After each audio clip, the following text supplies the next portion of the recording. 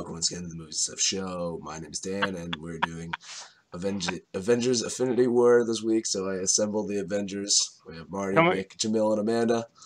Coming to you from Smooth Jazz. This is K9105. This is Danny Love speaking to you right now. That is actually dead on. It's pretty good, right? It's pretty good. Yeah. I should just get bronchitis more often, and then I'd probably have a career in radio. Damn right. There you go. Yeah, see, yes, I sound sick as hell. I am, but the show must go on. I've assembled the Avengers to help me out this week. Are we going to figure out which Avenger we are? Well, Nick is wearing a pink Captain America shirt, from what I can tell. It's not pink, but yeah. I'm colorblind, so forgive me. It's Jamil has the Thanos shirt and accompanying glove that he showed us. There you go. Put it on. Yeah, Even got the black version. God bless him.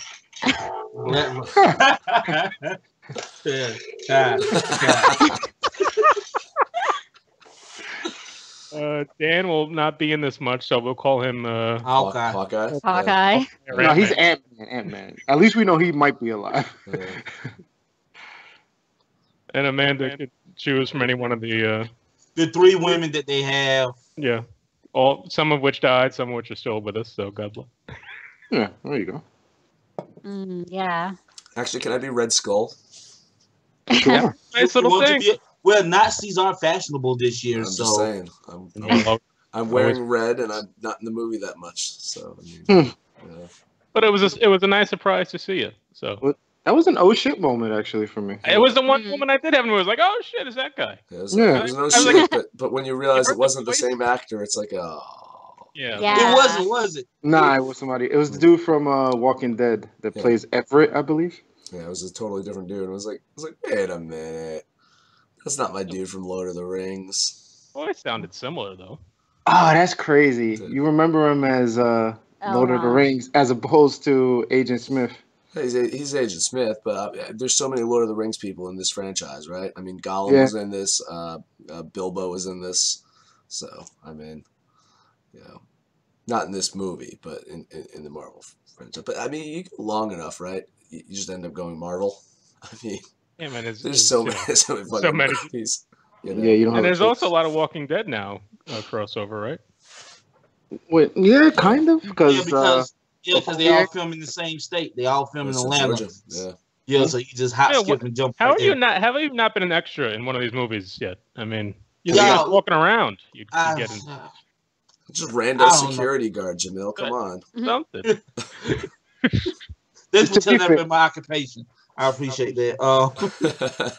No, it's funny. And I think I said this during the Black Panther review when they was in that museum in London. Yeah. That was right across the street from where I worked at. Like it was really weird. Like there's literally when they showed the outside, like that's my sight view of that place. So it was really, really weird for me. Yeah, and Walking Dead's Atlanta is a little weird. Either all the black people didn't die, or there's only 3 black zombies. So, well, no, to be fair, they're in the country. It's not as many in the country. Okay. Not as many. In the city, it's nothing but black people. Country, you go either way. I would actually imagine that if all the black people just did survive Walking Dead, right? I mean, they're just all chilling out and just like, stupid white people. Isn't that the premise of some sci-fi show? Or I thought I heard people talking about a script for something where the premise was that it was like the stupid white people all got themselves killed in some disease that only infected white people or something. That's damn near hilarious. Sounds amazing. Yeah, no. It was like stupid something really people. Stupid, like take that, white people. It sounds like it should be like a Wayans Brothers spoof film. Or it's like reverse smallpox. Yeah, it was around the time that that thing about the hand dryers was going around. That like they weren't calibrated for like black skin, so it was like white people are gonna invent murder robots and they're gonna forget to calibrate them to see anyone who's not white. So like, that's actually pretty genius. That's actually no. I think it would be hilarious. I think it would be a great like Get Out style sequel of the. Oh, they're already writing that. Yeah. Yeah. Everybody's trying to write that. I don't want to get everyone's hopes up, but me and Abe are working on a screenplay together. It is the sequel to The Rock, starring Nicolas Cage. No. It's a Rock sequel. It's amazing. Does it feature The Rock now? No. It's still Nicolas Cage. Oh. Is he acting like The Rock? In outer space. Oh. Yes. You got there on a comet. Second outing. On a comet, because it's a rock. Got it. Nick will do it. Cage will do it. Just got to do it something, somewhere in a tax-friendly area, and he'll be right in there. We got a really good script. We got a really good script going. It's gonna be film it in Florida. I guess we should talk about this movie. Marty, you wanted to start off with something else, right?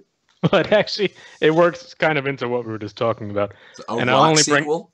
No, not that. The previous discussion of all things race. And I only bring this up because Jamil and Nick are here, and I think Nick especially knows deep down I'm not a racist person. I will say never preface that, right? Like I don't know. Like I think you kind of racist. No, Marty, I don't. What is it? We actually hang out. The wife and I go to see the Avengers movie 8:30 Sunday morning, and what happens to we happen to get two seats in front of a very loud young African American couple. Are you sure they're African American? What if they were from Africa, Marty? No, I looked back.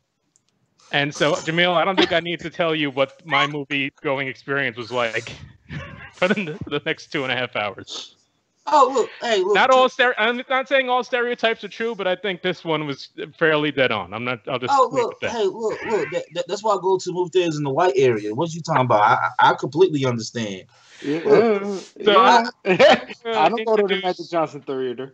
I don't want to start talking about segregation again because I don't think that's fair. But I think there needs to be some kind of thing. See, Marty, I was with you. Yeah. I just think we can all agree as a society. We watch things differently. Nothing wrong. There's nothing wrong with it. My God. You can get on the train and you can pay for the quiet car seat. Let's just, Well, there should be a shut the fuck up rule at the theater. Let's just say there is one. But I'm saying we all don't equally follow it, and some of us are scared to say something to others. Let's just say. So you said. So let me get this right, Marty. Now I have to harp on this. You said that you should be able to pay for the quiet train of the quiet section of the train. Is that what you said? I'm saying maybe we have we have different showings where it's like, all right, here, this is the showing where you can pay, and everyone goes there. You can just all jump up and scream, and then this one. They probably pay for something like that, as opposed to the poor race. Let's do that. Well, this is the politically correct way of doing it, calling it the quiet one. The quiet, more expensive one that only certain people can afford. I'm just glad that Jack is not on this show this week. I am so glad that Jack is not on the show. Marty would. Well, I'll let Nick tell you what I text him right after the movie, but please don't. Please. No.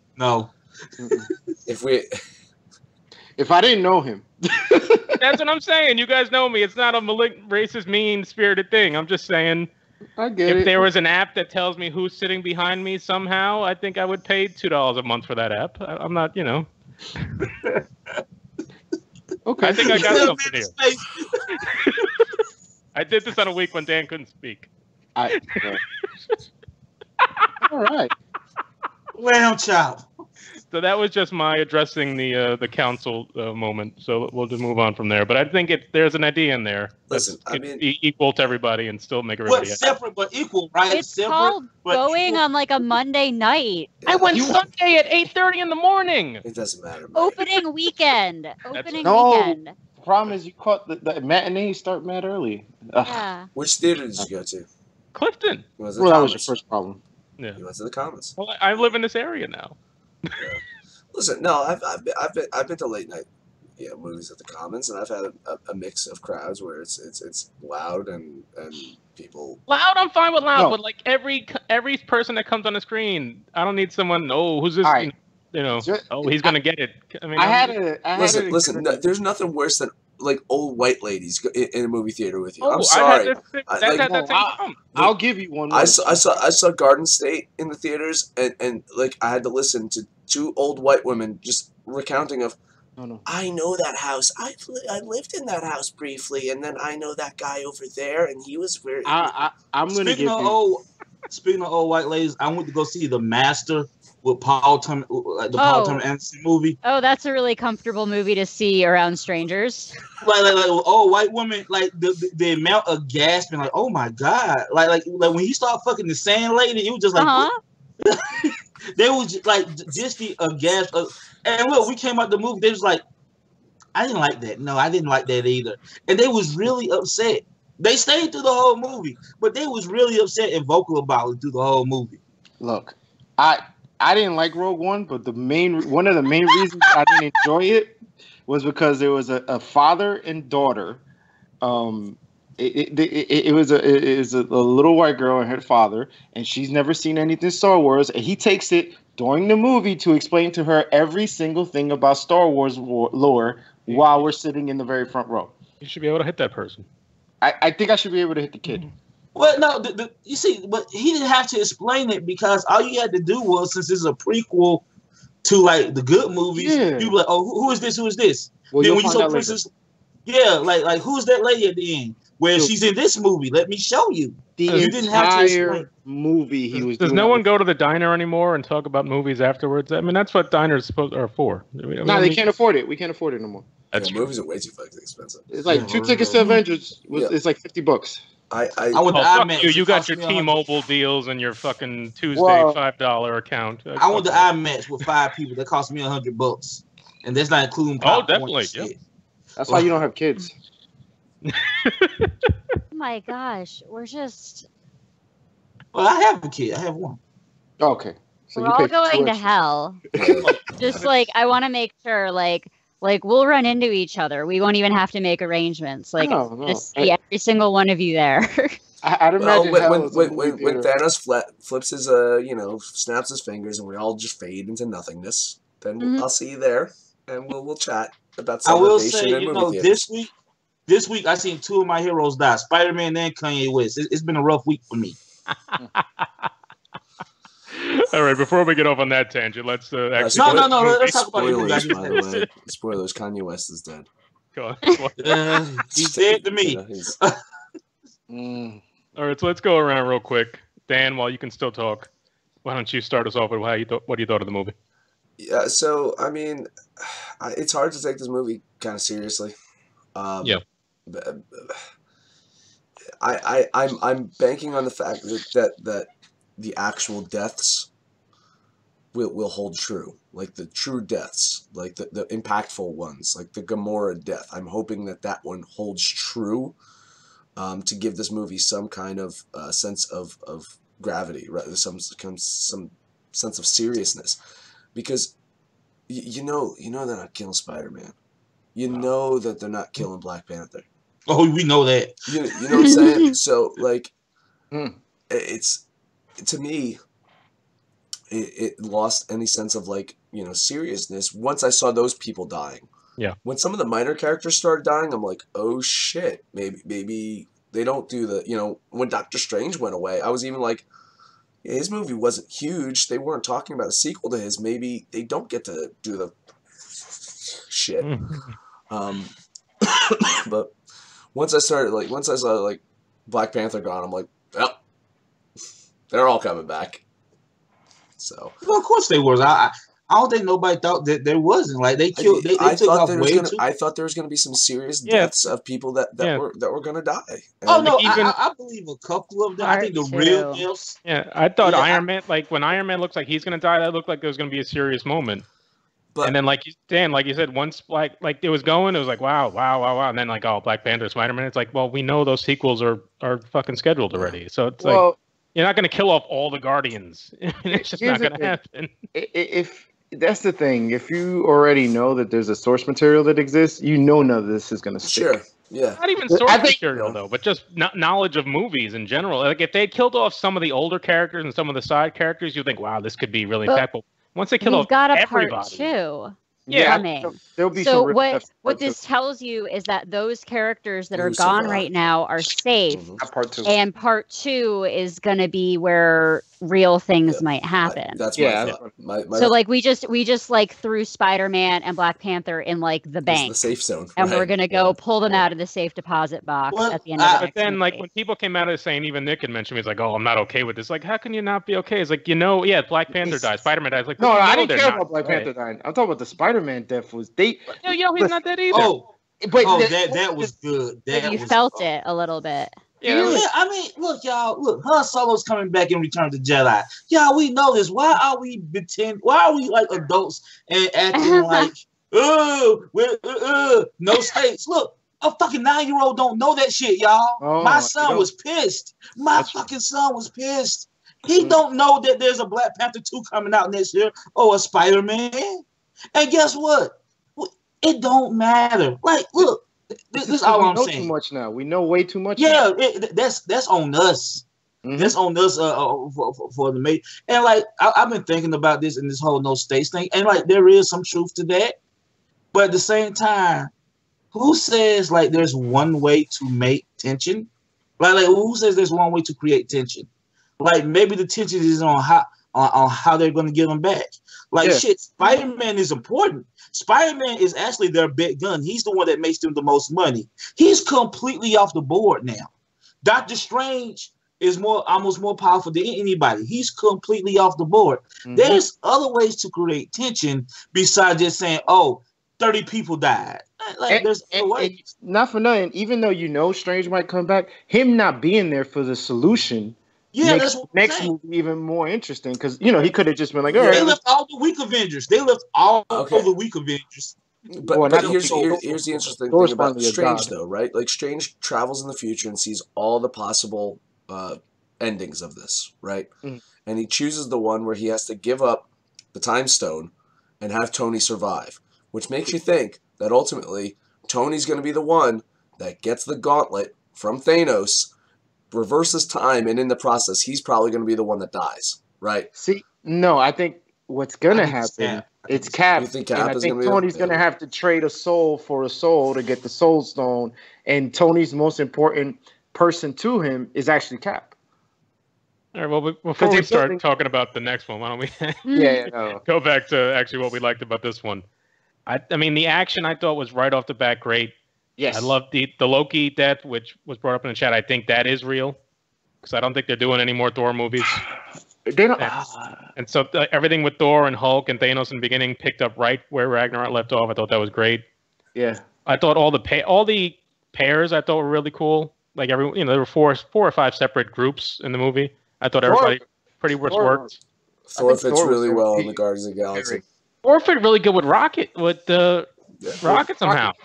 You wouldn't think that, but they really worked well with each other. It's because they unleashed Chris Hemsworth. They let him be funny, and he gets to play around with characters more. Not even the funny stuff too, but they like Rocket's almost the most well-developed Guardians character, where we know a lot about him, and we know he's crazy and funny. Up with everyone very well. Yeah, and he just partners up well. They can do the deep shit well, and when even he segues to a joke off the deep stuff, it's not as corny as the way Drax does it now, where he's just solely there for comic relief now, oddly enough. Because Batista's good at it. That's they're like, he's good at something. So he's just there every time just for a stupid joke. Even I didn't even like Chris Pratt that much in this movie, to be honest. I did actually.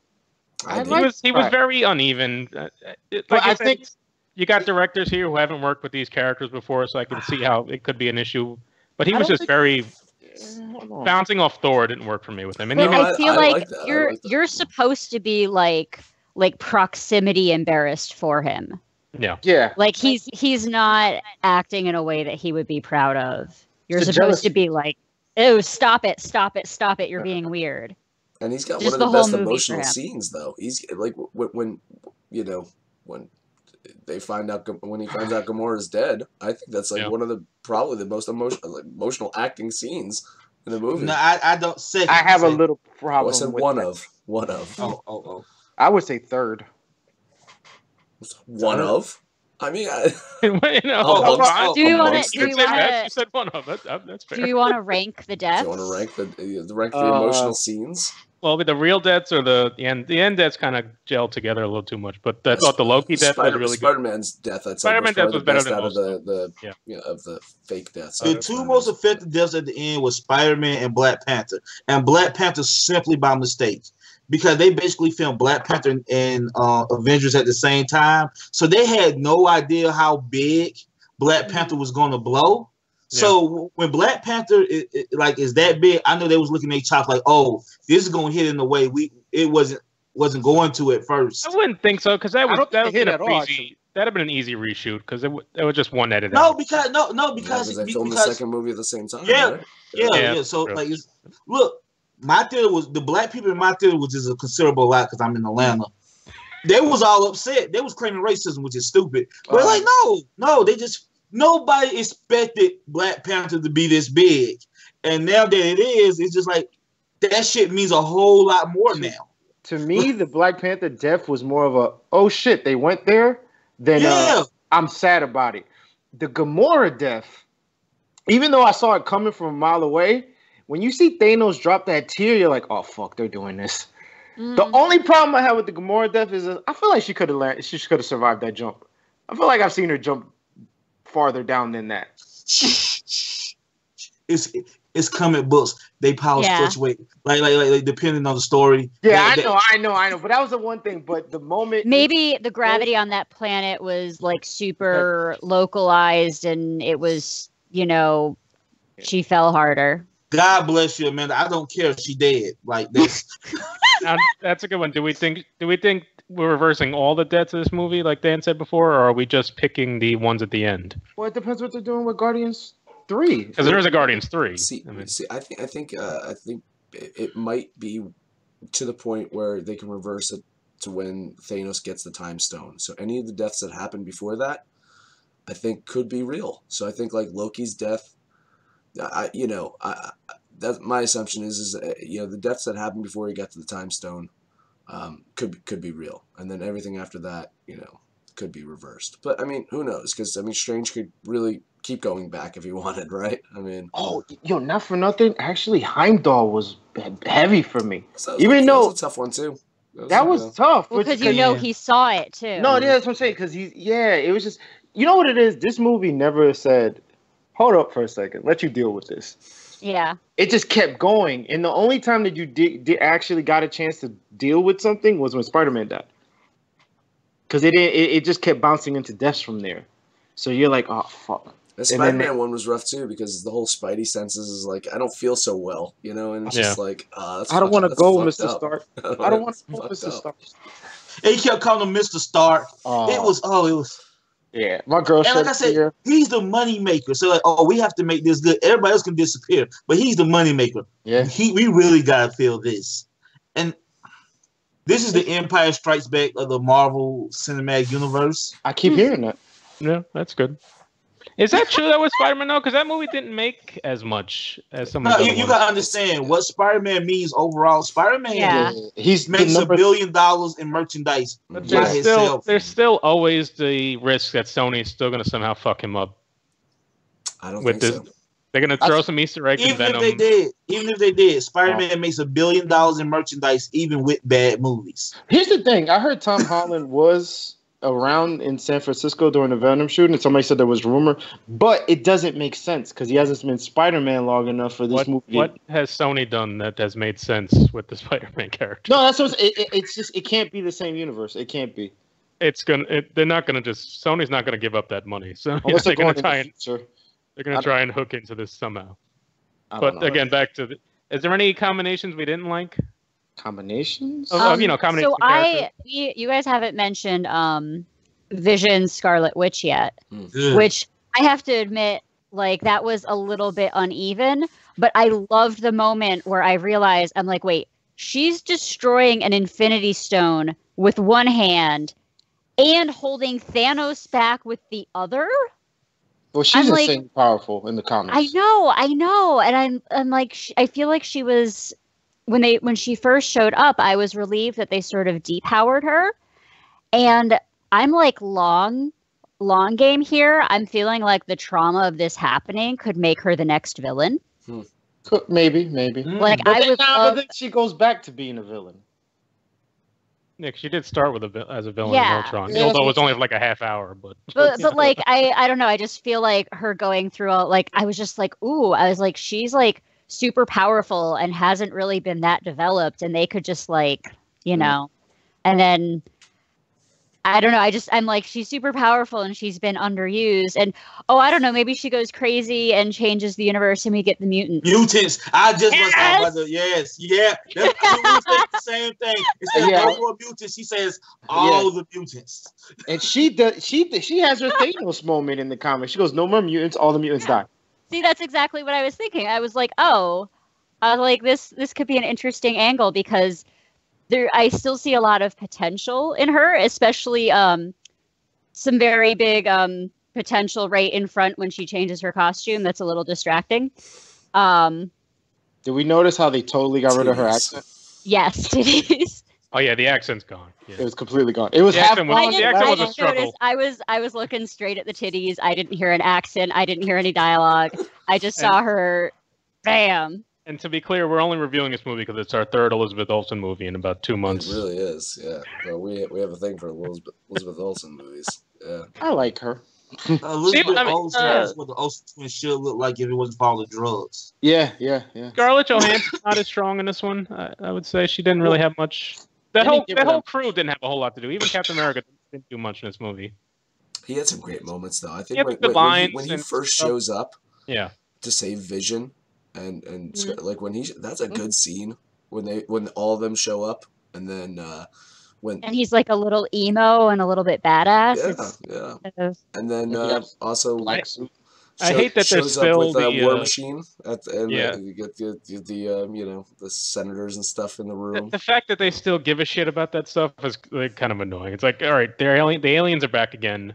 We're really gonna bust balls about the Accords from 3 years ago, whatever. And you're a fugitive. Arrest them. It's like, you know what? Shut the fuck up. I think they just had to make. It's like, they kind of said that. Remember this happened? Yeah. It wasn't. It was like 2 years ago. You got to remember this happened. So they had to remind you why he's a refugee. How about Ruffalo Hulk? Not much. Again, we didn't see Hulk at all other than the first. I love the choice. His acting was so uneven, though. Like, he was really weird in this movie. It was a weird performance. He's an extension of Ruffalo from Ragnarok. But I think what I love the choice to not Hulk him up that much is just because if you know anything, you know Hulk is insanely overpowered.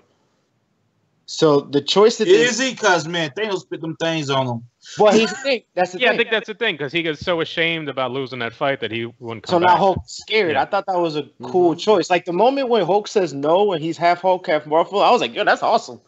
I was like, they really got that off. Because if you're, you got to imagine a lot of people that watch this movie do know comics. They know that the madder Hulk gets, the more powerful he gets. There's no way Thanos is really beating a fully angry Hulk. But I don't think Ruffalo's Hulk knows how to get there. So then it's like it's a nice like compromise to have him that way. Hulk gets the gauntlet in the comics, right? Yeah. At one point, I'm not sure. Hulk becomes World Breaker Hulk or some shit like that, and he. Comics are stupid, y'all. Yeah, comics. Yeah, they are. But when we see Ruffalo in the Hulk Buster suit, it was like, all right, this is just corny. I didn't need to see him fiddling around with the suit, and they could have left him back. I like that part that he beat the Black Dwarf like with his mind instead of like using the Hulk. He couldn't use the Hulk as a crutch, and he had to beat the bad guy by himself. Mm-hmm. Like it's his one hero moment without the Hulk. I kind of like that. It's because he's a smart guy. He's a scientist. He shouldn't. And he did what was done to him. Yeah, but he could have been back working on Vision or something. I mean, no, they didn't need him working on Vision. Yeah. They had someone better than him working on Vision. Yeah, you mentioned. I loved that moment where she's like, oh, I'm sure you guys tried. Yeah, she's like, why didn't you just do it this way? Like, oh, we didn't think of that. I didn't like that personally, but they put her on the movie poster. She is a little too smart. I mean, this is my thing about black characters, and like especially in this renaissance of black characters. I want to make this clear that I'm not complaining. I got a feeling sometimes, sometimes they make black characters a little too perfect. Like they're either the coolest or the smartest. It's just like I don't. It's like overcompensating. I know. Yeah. Like we can have flaws too, you know. Yeah, she can be smart, but she don't have to like make Bruce Banner seem like he's dumb to make herself to make it seem like she's smart. Bruce Banner and Tony Stark together, actually.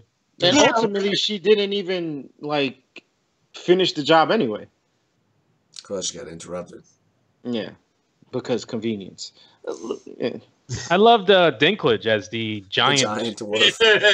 That was an old shit moment too, because it's like. Because I know I heard he was in it, but I forgot, and they never really said what he was. So he kind of gets lost. And it's like, I thought he was a voice. I thought he was going to be a voice. Like obviously he's going to be the voice of like one of the bad guys or something. Hey, no, he was a giant. He was a giant dwarf. He was a giant midget. That's really what. That's crazy. Like they didn't even change his dimensions. They just left his dimensions the same. Well, they said no, because they said he was a planet. It was a dwarf planet, like not a dwarf planet, but a planet of dwarves. Because he mentions that, which if it's a very Lord of the Rings-ish, right? Dwarves making these powerful weapons. I'm loving what they're doing with Helmsworth's Thor. The cosmic Marvel stuff is really it's so much better. He finally seemed like Thor in this movie. Like my biggest criticism of Hemsworth always been he seems more like frat boy than God. But that little speech he gives about like he's been alive 1,500 years, he's killed more men than him, and like he's just another person on his notch. That's something that's something comic Thor would say, and I feel like that's been missing from Chris Hemsworth's performance all these years. You know what I'm saying? You can almost understand why Loki hates him. Yeah. And I think the axe is better than the hammer, by the way. Stormbreaker? Yeah, so much better. Yeah, that was an applause break in the theater when he showed up there. Yeah. Oh, but what about the line from Thanos? He's like, you should have aimed for the head. Yeah. And then the snap. Yep. Look, yeah, I'm glad you brought up the snap.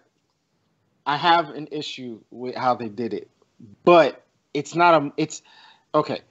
The snap's supposed to be instant. We're not supposed to see these deaths rolling around. The way I told Marty before the movie came out, the way I wanted the movie to end was snap credits. Yeah, that would have been the ballsier thing to do. However, I understand why they showed the deaths because they just wanted to get that tear out of you. What do we think about the actual deaths, as far as the dissolving of people as opposed to just people dropping dead? I thought that was... Dropping dead would have been more dramatic. I don't know. No. I like that. Yeah, I like. What the hell is this? It's poetic. What the hell is this? The DC universe? No, make it more.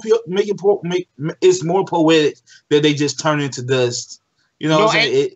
And it's more final almost. They turn into dust. You're not resurrecting dust. I like cleanup. I like that there has to be cleanup at the end. And like there's something very religious about it. It's something very rapturous about it. It's something like. Yep. I was also trying to get this equation down. So it's half the universe dies, right? Yes. Yeah. So how much of that is actually Earth? Half the Earth. 3 billion people. No, but it's half the universe dies. So Earth is just a small part of the universe. If we're gonna know that about sampling about math. So the Earth is just a small part of the universe. So it could only be a few thousand humans die during this. No, billions. How would half that be? The population of the Earth. The universe. Yes, which would mean half of everything. It's only a small part of the universe. You're being really cute, Marty. I think it's half each planet. Yeah, he is. Look at half its population. I think that's the whole point, though, right? Is the universe in and of itself is and they need to get rid of half of each planet, so each planet has a chance to survive. Two of them. No, I agree. It should have just been everyone cut in half. He's trying to do it like a tax plan. Yeah. And then they have to go around, Amanda, trying to find their better half. Yeah. It'd be like a Greek myth. It would be. Yeah. That Greek myth was read at my wedding, Amanda. That's why I bring it up. Oh, okay. He could just snap his fingers and made infinite resources, or made half of the universe sterile. That way, that's less traumatic than often motherfuckers. But whatever. He's a mad titan, so I like that. But it's crazy. He this is essentially more Thor, not Thor. Thanos, Infinity War. It's really his movie. Everything's driven. Oh yeah, It's totally. He's the protagonist. He's the protagonist. They But it's did a the pretty good first job Marvel with that, movie that they let the villain shine, essentially. Well, you had to. Oh, You have 10 man. years of Loki. build-up. Other than Loki. But Come Loki on. bounces so much back and forth that he's No, hardly. that first Avengers movie. First one, I yeah. mean, I that heard was a that's the very one Loki complaint. film. That's one complaint I heard, that there was no character development. Why? My argument is like, Who why wants- do you need it? You got 10 years of it. That's Axe. Cosmic Axe. That's what X. why, like, you had 10 years of character development. You don't need it. That's why they gave so much time to Thanos. He needed it. This does not stand alone. I don't know why people. You know what it is? People just need to find something to put it up against something else. But it's like you don't get extra character development in Godfather 3. You just get the end. Oh, you get horrible. Horribleness. So for people You get incest. for people who are joining the show now, like Detective D, yes, there's 5 of us, but we started off with 10, and half of us faded away. Half of I our snapped about with my it. finger on my gauntlet. Everybody, Yeah. dissolved. Do we want to do a quick ranking as far as where this is the best of this is the best they've done, or Marvel? yeah? Yeah. Yeah. I look, y'all. Amanda's it's like saying 40 no. Well, Winter Soldier probably still number 1, but I feel like this might be right under. Like, look, y'all, it's a miracle that they had these 40 characters. It's not a clusterfuck. Yeah. Can we all just acknowledge that this movie should have been a cluster, and by some miracle that it's not? I mean, Justice League had 7 characters, and it was a cluster. This is the best of the Avengers movies, for sure. Like I put this over the other, and I count Civil War as an Avengers movie as well. By the way, It handled multiple characters a lot better than Civil War. I think I'm not a huge fan of the first Avengers, but I felt it's like, wow, okay, if it handled multiple main characters a decent enough way, and this had to do this times 10, and it didn't completely blow the fuck up. So I mean, you have to give so much credit to this. Love it or hate it, like it or just not like it. The scope of it, the amount of major characters that they had to balance. I didn't feel it was too unbalanced. I don't think, it was Thanos' story, but then you're like, okay, who's secondary in this? Probably Stark. Thor. But there you go. No, Stark Here you Thor. go. I would go Stark Iron Man Thor. Yeah. Thor gets a lot of screen. But that's what I'm saying, though. You can start to say is like, each people are going to think that someone else is the secondary character, and that's a good thing. That's a good thing because it means that there was balance to the movie. That you could say is like, yeah, I think it was Stark was the secondary. You think it was Thor's as the secondary, and I could agree with you in many ways. Like, okay, yeah, you're probably right, but then I'm like, Stark. So that's a cool thing is like, they didn't just say, all right, let's just focus 50 minutes on this person, 40 minutes on this person, and then squash everyone else in. I think they did a good job of chopping it around and moving things about. It's kind of amazing. They build you up through the whole movie because we don't know what the second movie was going to be, right? Because they ditched the idea that it was going to be a part 1 and part 2. So the second movie could have been whatever, right? So I thought that they were going to be slick and build the whole movie up to where Thor actually wins at the end. Because even to when he hits Thanos, I'm like, holy shit, he actually got him. I was leaning towards that. I was thinking, they were building pump it the up. shit out of Thanos here. Yeah, they built it up. You had this epic battle, and then Thor comes out and he finally realizes he's a god. And then you have Thanos, who always wants to be a god, so to speak. And it's like, no, God wins. But then he goes, should aim for the head. And I'm like, holy shit, no, they did it. It was a nice misdirection. Like, if you didn't know the snap was coming, even though they kept telling you it was coming, but if you didn't know it was coming, you could have easily thought that this movie could have just ended that way, and then the major deaths would have just been Loki, Heimdall, and Gamora. They did like three pretty good jobs of like, when Gamora kills him, just stab him. That was easy. Yeah, the guy behind me at that point knew it wasn't real at that point. He said that was too easy, so that spoiled it for me. So I knew he wasn't dead at that point. It was too easy, but still, just seeing it, you're like, but just seeing it was cool. And then when they almost got the gauntlet off his hand, You know, Yeah. When you know Peter Quill's plan is going into effect, and they almost get the gauntlet off. You know that there's more to the movie because you know from the trailer that he's got to fight Captain America, but you almost think it's like, do they get the gauntlet off, and you know that just no one can wield it at this point, and maybe Peter tries to pick it up because he's the only one that's really been able to hold like an Infinity Stone pure in his hand. You know. Now, is the gauntlet still functional? Because it seemed like after he snapped his finger, it was kind of either melted or something. It was something different. So is it still? Something tells me after he snaps, all the stones separate again. It feels like that's I think it's all together, but I think he's going to need a new gauntlet. I think Peter Dinklage is going to get a little visit. He got no hands. It's Are there any major issues anyone had on it? I mean, we talked about that stuff, but it's long, but like it has to be that long. Yeah, it didn't feel long to me when I was watching it. I mean, you knew going in it was 2.5 hours, so you kind of figured it was going to be long. So I mean, they all are 2.5 hours. I think I have an issue that Captain Marvel's going to save the whole thing, right? I mean, she's going to come in and Wonder Woman it all. Apparently, I don't think I hate that character so much. I hate that character and everything she stands for. Let's give her a chance. I mean, look. This is the thing, though. I know her movie's going to be good. I'm actually looking forward to it, but I hate that character on principle. You know what I'm saying? I wish they would have brought Adam Warlock in a little bit more. I was wondering if that was going to be the post-credit scene. I was hoping that it was going to be him, a little bit of Adam Warlock. Or now that they have the rights, it would have been nice to see Silver Surfer. You know. Yeah, that would. Well, they took Silver Surfer originally. He falls into Strange's lab, and they did that with Banner. Mm-hmm. The one thing I do have an issue with the Captain Marvel reveal, is because Nick Cage, you've been holding this in your fucking pocket all this time. You have assembled the Avengers since the mid-'80s. You could have brought her out during the first Avengers. Like, hey guys, by the way, I got somebody I know who can handle this. Oh yeah, but Cara Delevingne wasn't Captain Marvel yet. She was still Miss Marvel. Then then they realized, oh, we don't have a Wonder Woman equivalent. Let's make this character our Wonder Woman equivalent. Then in 4 years she get a movie. That's basically what they did. I just like that he has engineered themselves a hero. He still has a working beeper at that point, and it beeps comic book logos as opposed to numbers or anything. Hey man. I thought he would live. I was surprised that he faded away as well. Because it was about to say fuck. Yeah. Motherfucker. We almost got a motherfucker. We almost got a Sam Jackson. Mother. I did like that scene as far as what they showed for the real world happening.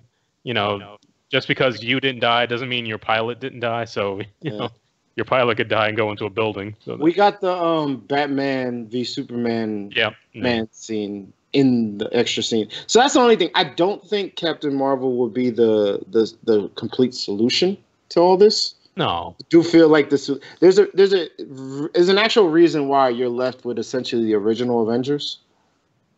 There's a reason for that, and I think remember Tony's vision.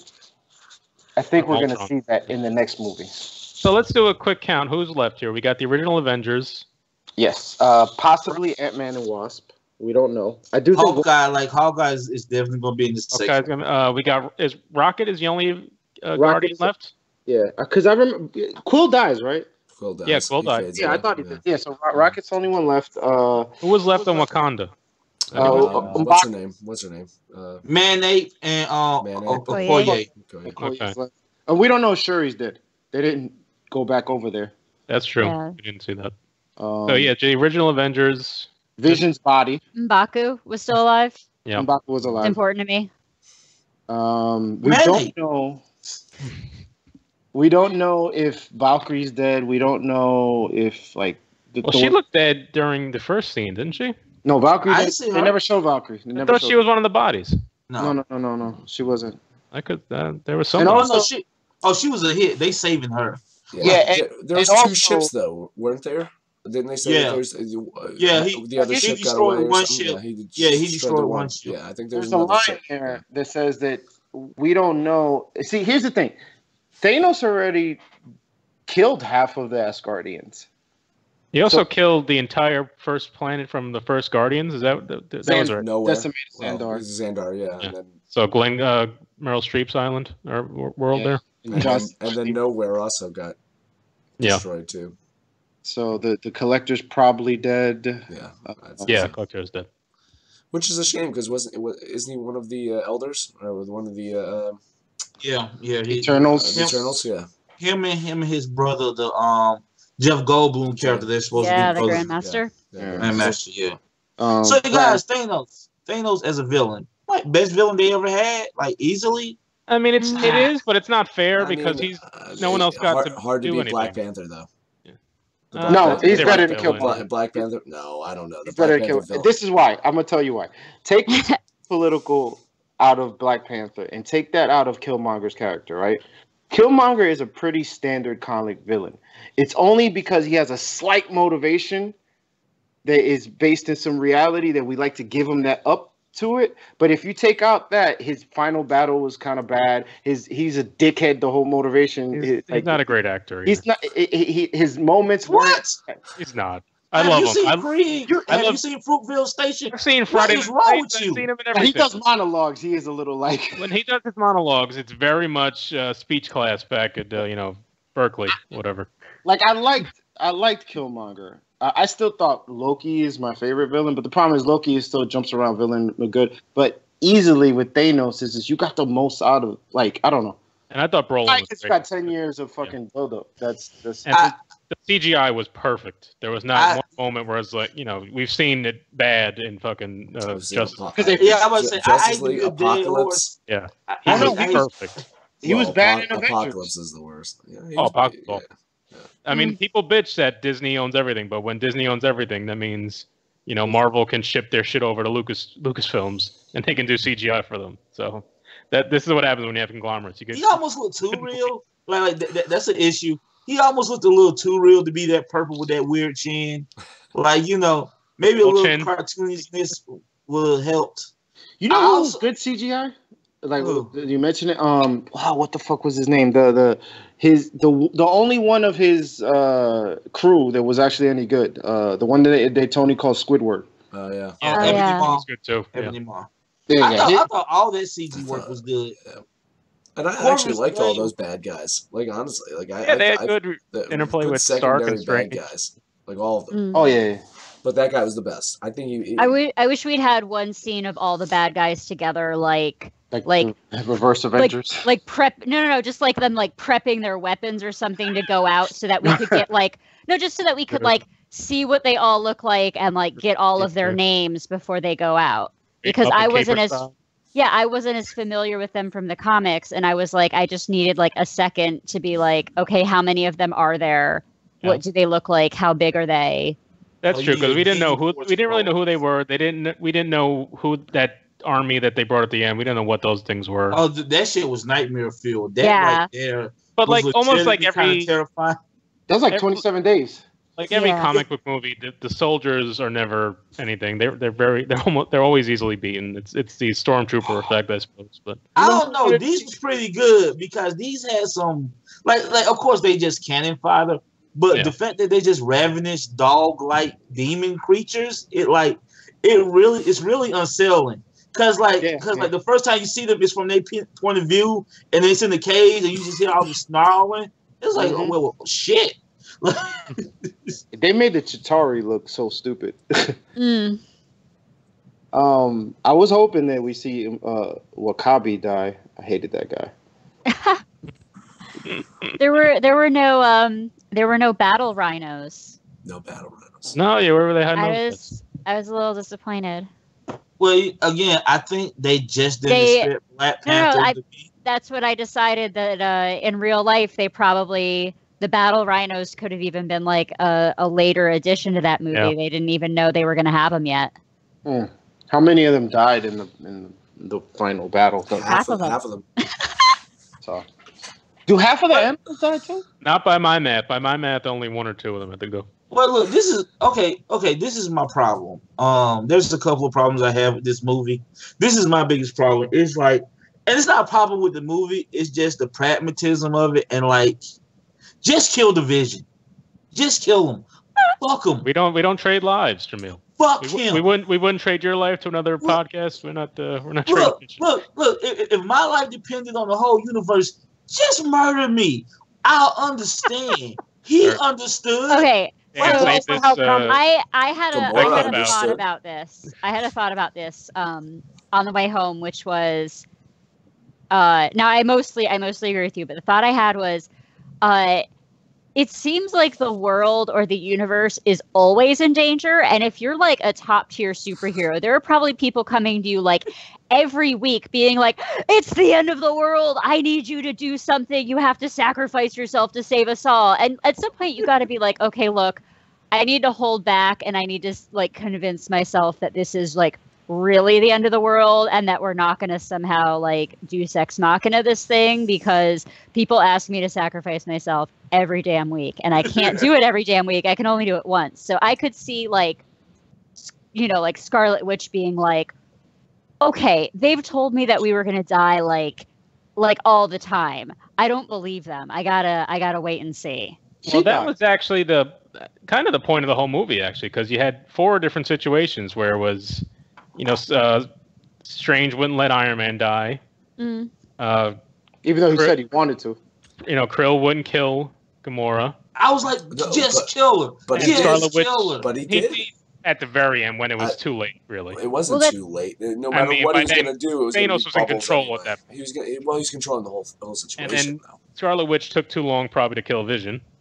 But when Thanos had to kill to get his power, you know what's interesting about Thanos? He decided to not kill a lot of people. Because he could have killed the Guardians then and there. He told Stark. He told Stark that basically, I'm going to let you survive when I kill half of everyone. He's not a complete maniac. I mean, he's not a complete man. He is somewhat a man of honor in some way. Where he says, it was very important to him that it was random because he wanted it to be like fair. Like he's a madman, but like in his madness, there's like a weird fairness. You know what I'm saying? Yeah. He was like, "No more tricks. You gonna give it to me?" Okay, he has his principles. They're different than everyone else's, but he's still a man of principle. He could have killed Thor. Mm-hmm. Yeah, he could have killed everybody. He could have.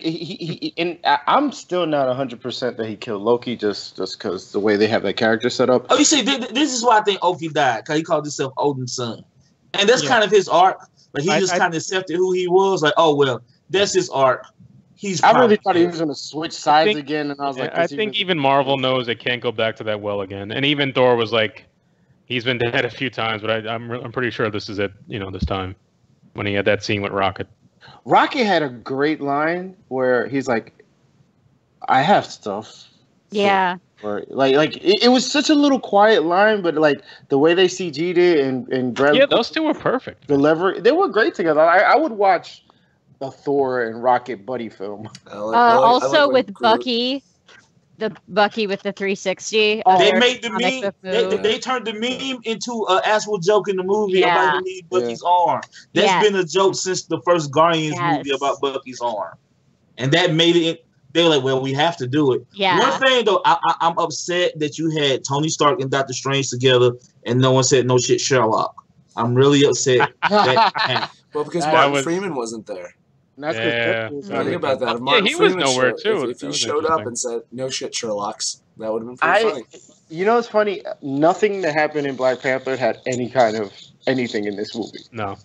Nothing. With the exception of the reveal of Bucky living in the fields. I can't remember. When Bucky dies, does the arm stay? No. He goes there with arm. See, that was it just like Luke clothes. It just like Luke clothes. It just So I've been thinking about this. This movie subverts expectations in a way, and it subverts expectations in a way that's satisfying. Unlike another blockbuster that might come out in December that subverted expectations that wasn't satisfying. But I say no names. But show your honest room to show you how satisfied I was with that movie. Whatever. You see, you can. It's easy to subvert expectations. That's easy, but it's hard to subvert expectations and make everybody happy. That's all I'm saying, and I'm gonna leave it at that. You just wanted to see Tony Stark like sucking milk from a giant alien titty. It's funny now that Disney is buying Fox or whatever that's happening. It'd be really fun to just throw a Easter egg with with Deadpool popping up, looking at Thanos like, "You sound like somebody I know." Can't pinpoint it. Oh, that's 100% happening in Deadpool. They had reshoots a month ago Oh, that is so happening. He would have done that without owning the rights because he made a DC joke in the he makes DC jokes in the movie. They don't give a shit. He's like, what are we looking? But he's making the Josh Brolin Thanos joke. I would bet I saw that in the trailer, if I'm not mistaken. I bet my house on it. I would. He's made the Samuel Jackson joke, so yeah. So that's not, and he made the different Xavier jokes. You know what's crazy though? Like what I'm really thinking is now going into Phase 4. They're going into, right? Phase 4 now. Does that kick off with Ant-Man, or is this still? This is 3, I think. But whatever. Does Ant-Man count really anymore? Do we? Look, I've heard some interesting things about Ant-Man though. Of how it's going to tie into it. We're going to find out that Ant-Man was in every scene of Infinity War, but just miniature, and we're going to rewatch the entire movie from his point of view. And it's I much rather watch that than the Ant-Man and Wasp movie. From what I've heard rumor-wise is that it's Ant-Man 2 really focuses in a lot on Hank Pym.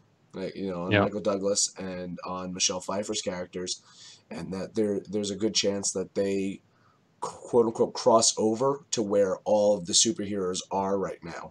So they're faded away. These people faded away, but they're not dead. They're just in this like limbo type area, and that Hank Pym, kind of something just in between, and that Hank Pym is responsible for bridging the gap of getting those people to Infinity War 2 or whatever the next Avengers movie is. So that's one of the rumors that's out there. And Captain Marvel is when? March next year? Yeah. March, and then the sequel to this is May. I'm I don't know. I'm fine with Ant-Man. I like the first one. It was a good standalone. I'm afraid that I'm afraid that it is weird having Paul. It was. Paul Rudd. I didn't want to see Paul Rudd and Chris Pratt on the screen together. I didn't want to see them together. I don't know why. I want to see them together. They can't kiss if they're not on the screen together. Okay, sure. You keep that Tumblr shit off this show. They're too similar. I don't know. They're all similar. They're all Chris's playing Peter's, and they're all snarky and clever and charming. And they're gonna kiss. And more than likely blonde. Like a lot of them are blonde. Yeah. It's too many Chris's. Uh-huh. Let's start doing some closing remarks on this. I think my closing remarks will be focused in on money, as in this movie made a shitload of money and it didn't even open up in China or Russia yet, and it is made $650 million from last time I heard over the weekend. It made more money in one weekend than Justice League did in this whole run. Just to be. You don't have to keep shitting on Justice League. Yes, I do. No, he does. I think Black Panther did that as well. Yeah. I mean, The Quiet Place almost did it too. Could we just? Justice League should have made $1 billion first week, considering the characters that they had. This just goes to show that building the universe over time paid off. Oh, can I just mention that? Like, I hate comic book Thanos. I always have, but I think movie Thanos is way better because they just kind of turned him into Darkseid. It's fucking brilliant. Yeah. They did Dark better. Like, even if it was a few, they did Dark better. They did Darkseid better. It's not even fair anymore. It's not fair. It's not fair.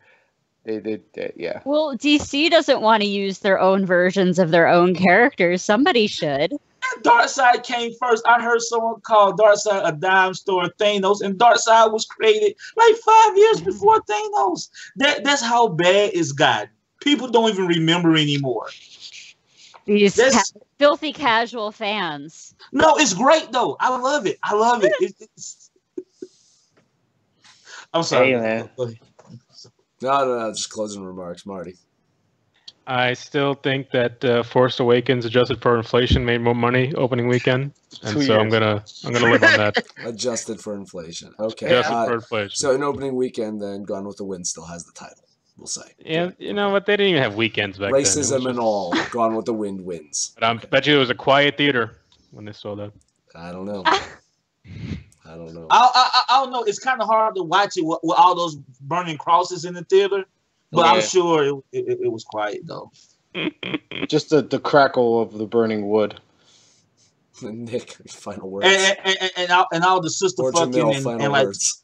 Jamil's final word was sister fucking. Just fucking. Isolate that one. No, I just say my final words are: I think this movie is better than The Last Jedi and way more satisfying. Ooh, that's all. Episode right there. We got nothing. We got nothing on the slate for next week. Nick, final words. I think it really shows how 10 years paid off. I didn't think they were going to pull this off, and they pulled it off. And I was just like, hey, you can't even argue with Marvel anymore. Okay. Amanda, you get the final words. The final words. I'm just, I can't believe they pulled it off. I mean, Marvel's been B to A+ movies for the last 10 years, and I have no idea what the next 10 years are going to be like, but I'm probably going to see all of them. So I thought her last words were going to be about Chris Pratt and Paul Rudd kissing. I really with, thought Elizabeth Olsen's titties in the background. I mean, no. Remember, we've also got Idris Elba, and we've got Tessa Thompson, and we've got Tom Hiddleston. Like, it's just a whole bunch of beautiful people. Honestly, it's almost as good as those new Star Trek movies. So it's like the end of Sausage Party for you. I didn't see that, but I can guess. Yeah, it's a giant food orgy. I can guess, yeah. Now you got to bring Chris Pine from DC over to Marvel, and then you'll be happy, Amanda. Yeah. All the Chris's in one place. That would be great. All the Chris's in one place. All right. Wrap up another episode of the Movie Stuff Show. Please like this video, subscribe to us, follow us on Facebook and on Twitter at Movie Stuff Show. I think Jamil will be coming back to Facebook and Instagram now that spoilers are. I was gone, and I was so happy because as soon as I came back after I seen the movie, people just motherfuckers was reckless with the spoilers. This said it's not spoilers. Really? Yes. Forbes did a spoiler review like on Wednesday for this movie. I was looking. I was trying to find spoilers, and I couldn't. I didn't. My Facebook was pretty close. I didn't see any. We know a couple people that are notorious for it. All right, so as Marty mentioned, we ain't got nothing scheduled. Like all of the shows that we had scheduled, we kind of did already. So I guess we'll have stuff coming up soon because there's a lot of movies coming out in May. I got a weird travel schedule coming up in May too, so who knows what days of the week we'll have our shows, but usually Monday, Tuesday, Wednesday, or Thursday at 9 p.m. At 9 p.m. We're good with the time lately. Pretty good with the time. I started to sing the Happy Days song when you started doing that. Because I'll be traveling a couple times this month, but we'll figure it out. So, all right, everyone. Thank you so much for joining us. Have a great night. Catch you later. Bye.